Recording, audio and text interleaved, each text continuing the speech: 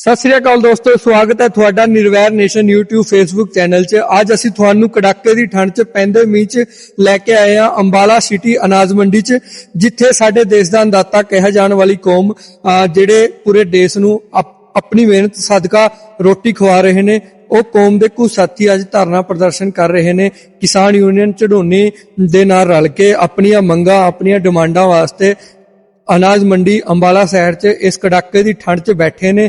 ਆਓ ਉਹਨਾਂ ਦੇ ਮੁੱਖ ਬੁਲਾਰਿਆਂ ਨਾਲ ਥੋੜੀ ਗੱਲਬਾਤ ਵੀ ਕਰਾਵਾਂਗੇ ਤੇ ਜਾਣਾਂਗੇ ਵੀ ਇਹੋ ਜਿਹੀ ਕੀ ਉਹਨਾਂ ਦੇ ਅੱਜ ਹਾਲਾਤ ਨੇ, ਵੀ ਉਹਨਾਂ ਨੂੰ ਐਨੀ ਠੰਡ 'ਚ ਜਿੱਥੇ ਲੋਕ ਆਪਣੇ ਘਰਾਂ 'ਚ ਲੁਕ ਕੇ ਬੈਠੇ ਨੇ, ਉਸ ਠੰਡ 'ਚ ਪੈਂਦੇ ਮੀਂਹ 'ਚ ਧਰਨਾ ਪ੍ਰਦਰਸ਼ਨ ਕਰਨਾ ਪੈ ਰਿਹਾ ਆ। ਉਹਨਾਂ ਦੀਆਂ ਡਿਮਾਂਡਾਂ ਪੁੱਛਾਂਗੇ ਤੇ ਉਹਨਾਂ ਦੇ ਨਾਲ ਗੱਲਬਾਤ ਕਰਾਵਾਂਗੇ। ਆਓ ਤੁਹਾਨੂੰ ਲੈ ਕੇ ਚੱਲਦੇ ਹਾਂ।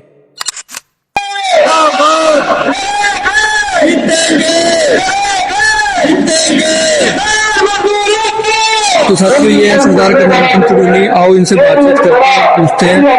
प्रधान जी सत श्री अकाल। प्रधान जी, आज अपनी क्या क्या डिमांडें हैं, किस चीज के लिए हम बैठे हैं आज?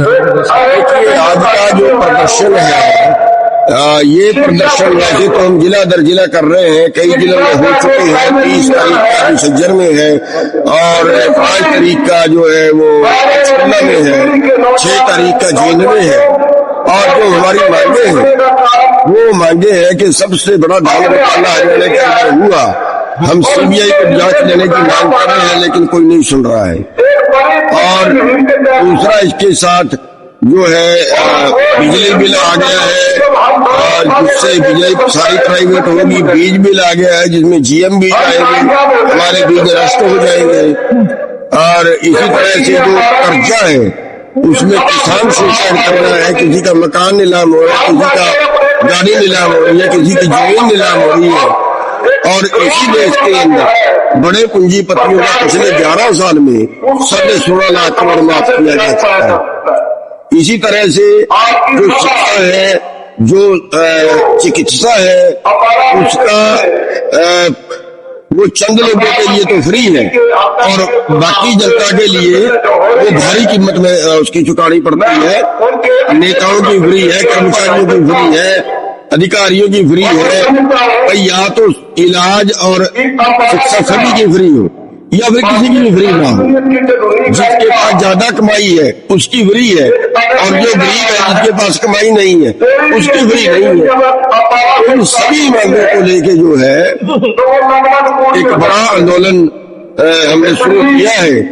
हर जिले में प्रदर्शन करने के बाद 23 मार्च का पिपली के अंदर बड़ी रैली की जाएगी और अगला निर्णय उसके अंदर कोई कदम उठाया जाएगा।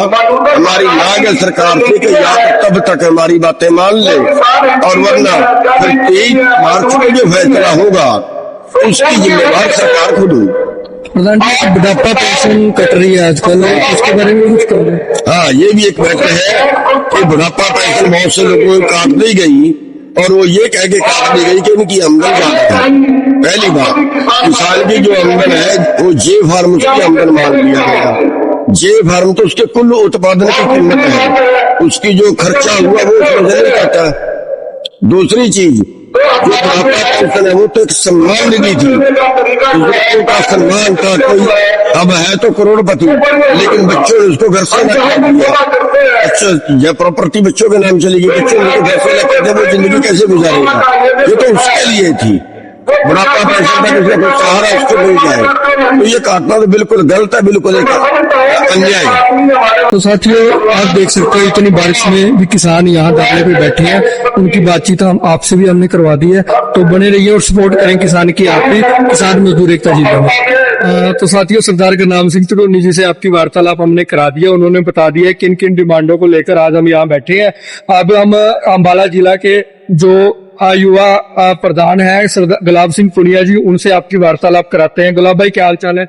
सब ठीक ठाक। आप सभी साथियों का मैं धन्यवाद करता हूँ, आप भी इतनी बरसात में यहाँ पे आए हो।